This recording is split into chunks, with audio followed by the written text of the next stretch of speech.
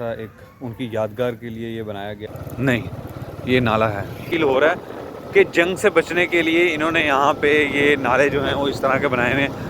यहाँ से रोड थोड़ा सा और ज़्यादा तंग हो गए। लोग कहाँ से आए हैं, किस गज़ से आए हैं, आपकी मेहरबानी है, हमें देखने दें, हमें शौक है देखने का। बिस्मिल्लाहिर्रहमानिर्रहीम, अस्सलाम वालेकुम मेरे अज़ीज़ दोस्तों, उम्मीद है सब खैरियत से होंगे। आज का विज़िट जो है वो होगा गविंडी बॉर्डर पे। गविंडी बॉर्डर पाकिस्तान इंडिया का एक बॉर्डर है जहाँ से राहदारी तो कोई नहीं है। पहले किसी ज़माने में सुना है 2008 से पहले कहीं राहदारी हुआ करती थी, लोग आते जाते थे वहाँ से, लेकिन अब ऐसा कोई सिस्टम नहीं है। दरवाज़े बंद हैं दोनों तरफ के और कुंडियों को जंग लग चुका है। कुंडियाँ खोलने के लिए भी बहुत तकद्दो करनी पड़ेगी, यही सुना है। वहाँ जाके देखेंगे क्या सूरत हाल है। बहरहाल बरकी रोड लाहौर के अंदर मौजूद है। बरकी रोड से जैसे ही आप सीधा जाते हैं वो सीधा बॉर्डर तक जाती है रोड, और बॉर्डर से आगे उनका जो भी कोई इलाका होगा, उनका इंडिया का जो गांव है वो स्टार्ट होता है। वो तकरीबन 3 किलोमीटर आगे है। मौजूद नहीं है, वो थोड़ा सा साइड पे है, लेकिन बॉर्डर के इलाके की जो सरजमीन है वो सारी गविंडी गांव की ज़मीन है, मतलब कि उधर के लोगों की ज़मीन है और उस इलाके का नाम गविंडी कहलाता है।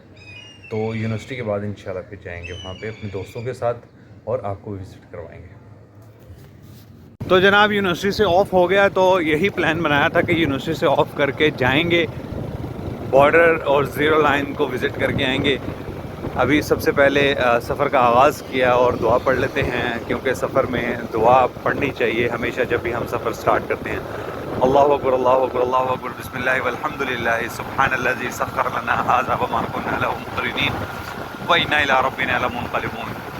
कुछ दोस्त मेरे साथ हैं। ये सामने वाली मोटरसाइकिल के ऊपर जो आपको नज़र आ रही है वो अल्हम्दुलिल्लाह 150 के ऊपर है सुजुकी, और मैं एक छोटी सी 70 के ऊपर। कोई नहीं, सफ़र जो होता है वो किसी भी साइकिल पे, किसी भी मोटरसाइकिल पे किया जा सकता है, बस सफ़र करने की चाह होनी चाहिए इंसान के अंदर। तो अभी DHA से हम निकलने वाले हैं। फ़ेज़ 6 से हम फ़ेज़ 8 और फ़ेज़ 7 की तरफ आए हैं। यहाँ से थोड़ा सा आगे जाएंगे तो बरकी रोड हमें मिल जाएगा। जैसे ही बरकी रोड आएगा तो हम अपने सफ़र का जो रुख है वो मोड़ देंगे बॉर्डर वाली साइड पे, और वो सीधा रोड हमारा जाएगा बॉर्डर के पास।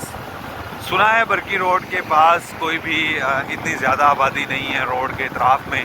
अभी चल के देखते हैं क्या हमें नज़र आता है, और खेत नज़र आते हैं, फसलें नज़र आती हैं, या लोगों के बने हुए खूबसूरत घर जो उन्होंने इतनी चाह से बनाए होते हैं वो हमें नज़र आते हैं। ये मेरे ख्याल से आखिरी हदूद है उसकी, यहाँ पे रुकावटें लगी हुई हैं, और वो सामने लिखा हुआ नज़र आ रहा है बरकी रोड राइट साइड पे, लाहौर रिंग रोड जो है वो लेफ़्ट साइड पे। अभी तक यहाँ पे ट्रैफिक बड़ी ख़तरनाक थी, और ये मेरे साथी जो हैं इनको शौक़ था छली खाने का, इन्होंने छली ले ली है। उमर साहब हैं और फैज़ साहब हैं। शुक्र अल्हम्दुलिल्लाह यहाँ पे रोड जो है वो अलग अलग हो गए। अभी पहला गांव मेरे ख्याल से ये है, और इसका नाम यहाँ पे कहीं पे नज़र नहीं आ रहा मुझे लिखा हुआ। आबादी बस ऐसी सी कच्ची सी आबादी बनी हुई है, जैसे गांव देहात होते थे पुराने, जहाँ पे दुकानें जो हैं वो सारा मेन बाज़ार जो है वो एक्चुअली मेन रोड के ऊपर होता था। मकैनिक की दुकान भी साथ है, मिठाई वाली दुकान भी साथ है, चाय वाले होटल भी साथ ही हैं खाने पीने का, और एक ही होटल होता था, उसके अलावा कुछ भी नहीं है। बरकी रोड पर जाते हुए रास्ते में एक बोर्ड नज़र आया जिस पे लिखा हुआ था कि मेमोरियल है हमारे शहीद जवान का जो कि मेजर थे। तो हमने सोचा क्यों ना उसको विज़िट किया जाए। तो उनके मेमोरियल पे हम यहाँ पे आए हैं, फातिहा पढ़ेंगे और फिर उसके बाद बॉर्डर की तरफ चलेंगे। तो जनाब हम पहुँच गए हैं मेजर राजा अज़ीज़ भट्टी के मुकाम शहादत पे। ये छोटा सा एक उनकी यादगार के लिए ये बनाया गया ताकि लोगों को ये पता हो कि यहाँ पे मेजर राजा अज़ीज़ भट्टी जो हैं 1900 यहाँ पे लिखा हुआ 65 की जंग के अंदर उनको तोप का गोला लगा था, और यहाँ पे भी हिस्ट्री लिखी हुई है। ये मैं आपको दिखा भी देता हूँ, शायद ये पढ़ा जाएगा यहाँ से आपसे। सारी ये इंग्लिश के अंदर ही लिखी हुई है, उर्दू के अंदर यहाँ पे कुछ नहीं लिखा हुआ। आप इसको रोक के वीडियो को पढ़ सकते हैं। ये उन शुहदाए कराम के नाम हैं जो यहाँ पे शहीद हो गए थे। यहाँ पे उनकी एक तस्वीर सी बनाई हुई है। और ऊपर चल के अगर मैं आपको दिखा सकूँ, यहाँ पे ये सीढ़ियाँ हैं, सीढ़ियों से ऊपर चल के ऊपर नहर है, नहर के अंदर बच्चे नहा रहे हैं। बच्चे आपको नज़र आ रहे होंगे इधर, नहर में नहाने लगा, बच्चे नहर में नहा रहे हैं। पता नहीं कितना गहरा पानी होगा। ओए होए, ये तो बहुत स्पीड से चल रहा है पानी।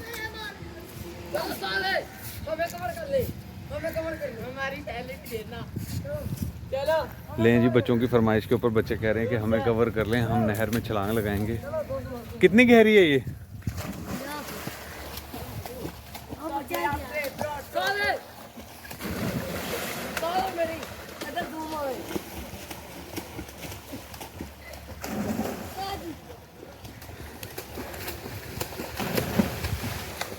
बच्चों को नहाने का इतना शौक़ है, मुझे कह रहे थे कि हमारी वीडियो बनाएं, और कह रहे हैं कि ये 50 फुट तक डूंगी नहर है।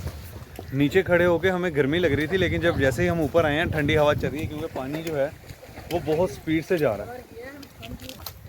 ये BRB नहर है, इंडिया से आ रही है नहर।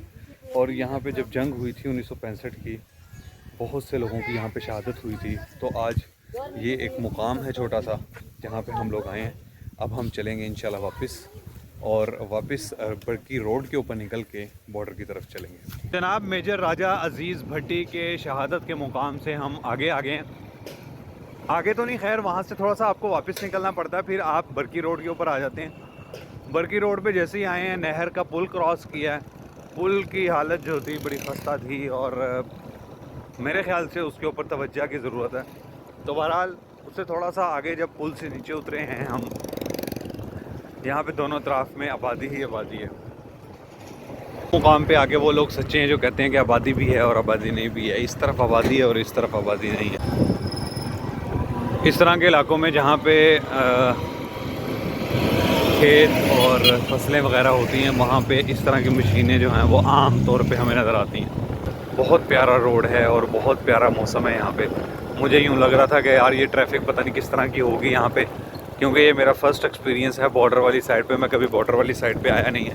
ये हम इस तरह की, इसको हम ये कह देते हैं कि ये फ़ौज है, ये किसानों की फ़ौज है। वो इस फ़ौज के लिए बड़ी तकोदो करता है, और ये फ़ौज उसको दूध की शक्ल में एक आमदनी देती है जो वो बेचता है, और उससे अपने घर का ख़र्चा जो है वो चलाता है। बाकी किसान और भी काम करता है, खाली ये काम नहीं करता। ये देखें कितने खूबसूरत दरख्त हैं, वो ऊपर से ऐसे उन्होंने कर्व सा बनाया हुआ है, बहुत खूबसूरत। ये मुझे समा लग रहा है, और ठंडी हवा लग रही है। पीछे मौसम जो है वो गर्म था, जैसे मैंने पहले आपको बताया। अब तो माशाल्लाह बहुत अच्छा मौसम हो गया।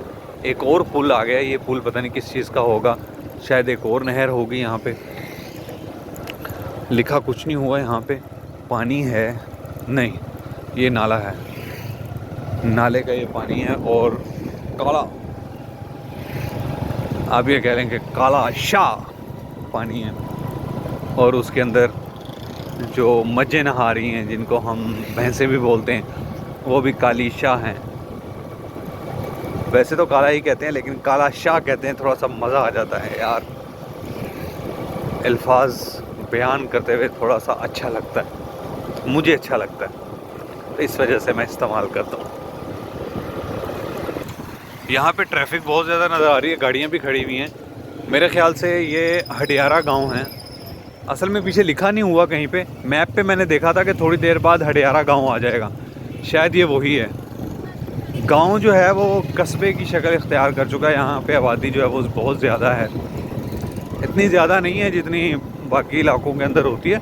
बहरहाल गाँव की निस्बत ज़्यादा है। गाँव के अंदर होता है कोई 100-200 घर होता है, लेकिन यहाँ पे कसीर तादाद के अंदर लोग हैं, और दुकानों के लिहाज से भी लग रहा है कि आवाम जो है वो बहुत रहती है यहाँ पे।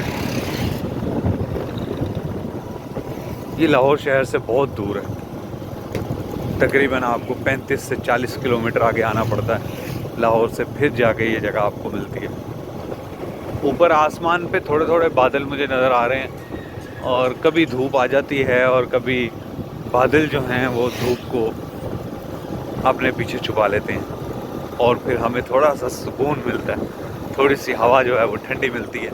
क्योंकि मोटरसाइकिल के ऊपर जब आप चल रहे होते हैं तो आपको हवा जो है वो इस तरह से ही मिल रही होती है। जब धूप तेज़ होगी आपको गर्म हवा लगेगी, धूप थोड़ी सी मध्यम हो गई है तो आपको हवा जो है वो ठंडी लगना शुरू हो जाएगी। मेरे ख्याल से तकरीबन अब 5 से 6 किलोमीटर बॉर्डर रह गया है। और गूगल मैप के मुताबिक, अगर मैं गूगल मैप के अकॉर्डिंगली आपको बताना चाहूँ तो उसके मुताबिक आगे कोई भी आबादी रोड के ऊपर नहीं आएगी। वो आबादियाँ इधर उधर है, एक गांव है एंड पे, उसकी आबादी है सारी, और वही आबादी जो है वो आगे चलती है। ये फिर कोई छोटे से पहाड़ से बने हुए, इनके नीचे भी सेम है ये। एक्चुअली है तो ये भी नाला, इसके अंदर भी वही कंडीशन है और आगे बंद बना हुआ है उस तरफ। मुझे ऐसा लगता है, इसको देख के ऐसा फील हो रहा है कि जंग से बचने के लिए इन्होंने यहाँ पे ये नाले जो हैं वो इस तरह के बनाए हुए हैं ताकि हिफाजती इक़दाम जो हैं वो किए जा सकें। इस तरफ अगर आप देखें वहाँ पे ऊंचा सा बंद बना और उस बंद से इस तरफ पानी है। ये जब 1965 की या जो भी जंग हुई उसके अंदर इन्होंने शायद ये इक़दाम किए होंगे। यहाँ से रोड थोड़ा सा और ज़्यादा तंग हो गया। मेरे ख़्याल से इस रोड का साइज़ होगा तकरीबन कोई 15 फुट। 15 फुट ये रोड है और ट्रैफिक बिल्कुल इधर से बंद हो गई है। इसका मतलब ये है कि बॉर्डर बिल्कुल नज़दीक है। पहले स्मूथली रोड चलता आ रहा था, यहाँ पे आके थोड़ा सा ऐसे लग रहा है कहीं कहीं पे कि ऑफ रोडिंग शुरू हो गई, क्योंकि रोड जो है वो ख़राब है काफ़ी। यहाँ पे लिखा हुआ खबरदार पोस्ट। ये एक और इस तरह की खंदक सी बनाई हुई है। सामने आ गई है चेक पोस्ट, वो बिल्कुल सामने चेक पोस्ट है। बॉर्डर के हम बिल्कुल करीब पहुंच चुके हैं।